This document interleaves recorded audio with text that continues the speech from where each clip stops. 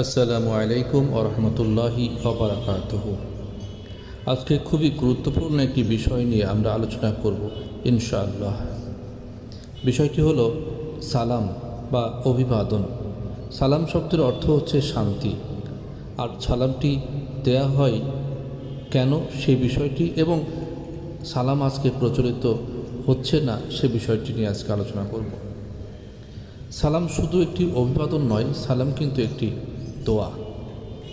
আপনার উপরে আল্লাহর রহমত বরকত বর্ষিত হোক। আল্লাহ রাসূল সাল্লাল্লাহু আলাইহি সাল্লাম ছোটকে বড়কে, পরিচিত অপরিচিত সবাইকে সালাম দেওয়ার জন্যে তাগিদ দিয়েছেন। বর্তমানে সমাজে সালামের প্রচলন কমে যাচ্ছে। সমাজে, সংসারে শান্তির একটি গুরুত্বপূর্ণ মাধ্যম হলো এই সালাম। আমরা যদি সালামের প্রচলন আবার করতে পারি তবে আশা করা যায় সমাজে শান্তি প্রতিষ্ঠা হবে।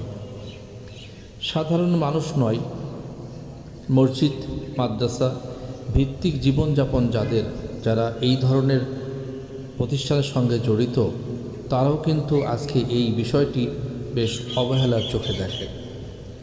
তারা চিন্তা করে যে সালাম হয়তো আমার জন্যে বিশেষ করে নির্ধারিত, এটা একটা অহংকারের বহিঃপ্রকাশ মাত্র।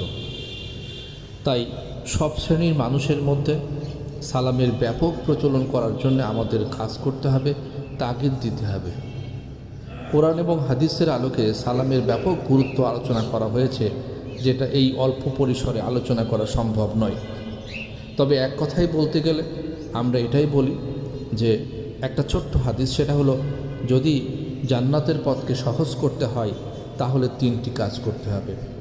একটি হচ্ছে সমাজে প্রচুর পরিমাণে সালামের প্রচলন করতে হবে, অভুক্ত মানুষকে খাওয়াতে হবে এবং রাত্রে সবাই যখন ঘুমিয়ে পড়ে তখন সালাত আদায় করতে হবে। আমরা বুঝতে পেরেছি সালামের গুরুত্বটা।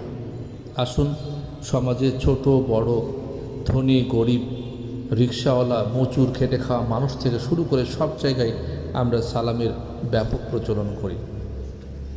ও অমুক গরিব ও ছোট বংশের লোক, ওকে আমি কেন সালাম দেব, এই যে ধারণা, এখান থেকে আমাদের বেরিয়ে আসতে হবে।